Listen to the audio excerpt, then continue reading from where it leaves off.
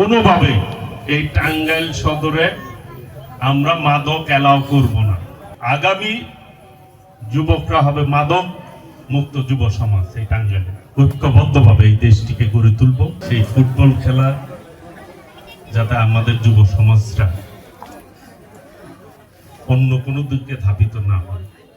আশেপাশের দেশের যারা আছে তারা এই দেশে মাদক ঢুকিয়ে দিয়ে যুব সমাজকে, ভবিষ্যৎ প্রজন্মকে তারা ধ্বংস করতে চায়। এই মাদকগুলি কোত্থেকে আসে?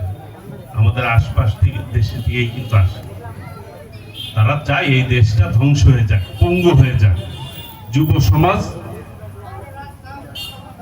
ধ্বংস হোক, তাহলেই তাদের শাসন করতে সুবিধা হবে নাকি?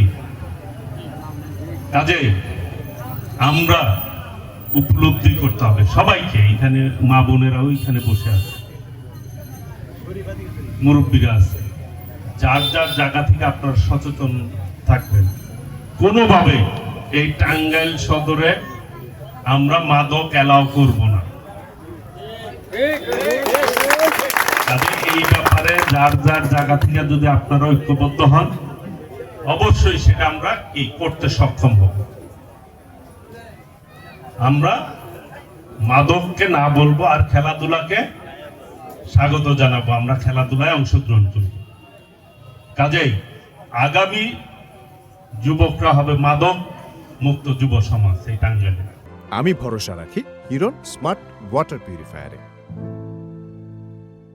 আমি ঘর সুন্দর করে বানালাম, রাস্তা সুন্দর করে বানালাম, যে থাকবে ঘরে, যে রাস্তা ব্যবহার করবে, যে স্কুল কলেজে পড়বে, তারা যদি ধ্বংস হয়ে যায় তাহলে এগুলি দিয়ে লাভ হবে? হ্যাঁ, লাভ হবে না। কাজেই মানসিকভাবে আগে নিজেকে ঠিক করতে হবে। আমরা মাদক মুক্ত, কিশোর গ্যাং মুক্ত, চাঁদাবাজ মুক্ত, নিরাপদ টাঙ্গাইল চাই সবাই, তাই না? আমি নির্বাচনের পূর্বে যা বলেছি এখনো তাই বলছি, আমি তাই কাজ করব। ভবিষ্যতে আমি একই কথা বলব এবং একই পথে আমি চলব। কাজে আমি এখানে অনেকেই বলছে ছোট না বড় অনুষ্ঠান, সেটা বিষয় না। অনুষ্ঠানটি কি হচ্ছে? একটা খেলার প্রোগ্রাম। যেহেতু আমাকে আমন্ত্রণ জানিয়েছেন, আমি আন্তরিকভাবে ধন্যবাদ জানাই। একটি মাঠের ধান ক্ষেত ছিল এটা, তাই না? ধান কাটা হয়েছে, আবার হয়তো ধান আবার বোনা হবে। এর মাঝখানে এই যে যারা মাঠটি খেলার জন্য উপযোগী করেছেন তারা অনেক কষ্ট করেছে। আমরা চাই টাঙ্গাইলকে একসময় কি ক্রীড়ানগরী বলা হতো। প্রায় ৮-৯ জন জাতীয় টিমের প্লেয়াররা খেলত।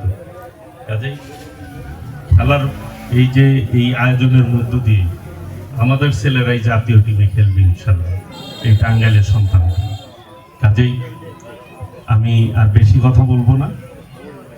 আমাদেরকে এই দেশটি গড়ে তুলতে হবে। মাননীয় প্রধানমন্ত্রী যেটি চান যে করব কাজ গর্ব দেশ, সবার আগে বাংলাদেশ। বাংলাদেশটা আমাদেরকে গড়ে তুলতে হবে। মা বোনেরা রয়েছেন ওইখানে,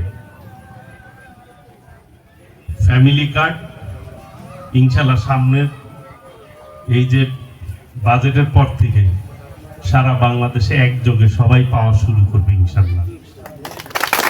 তাহলে আমরা ঐক্যবদ্ধভাবে এই দেশটিকে গড়ে তুলব। ভবিষ্যৎ প্রজন্মের জন্য একটি সুন্দর বাংলাদেশ আমরা রেখে যেতে চাই। আর এই টাঙ্গাইল সদর, আমি পূর্বেও বলেছি যে আল্লাহর রহমতে আমি সর্বোচ্চ উন্নয়ন করার চেষ্টা করব, যাতে করে 5 বছর পরে সারা বাংলাদেশে যখন হিসাব হবে টাঙ্গাইল যাতে 1 নম্বর থাকে এই সদর, সেইভাবে কাজ করতে হবে। আমার কাছে যেতে হবে না, আমি ঘুরে ঘুরেই কাজ করব।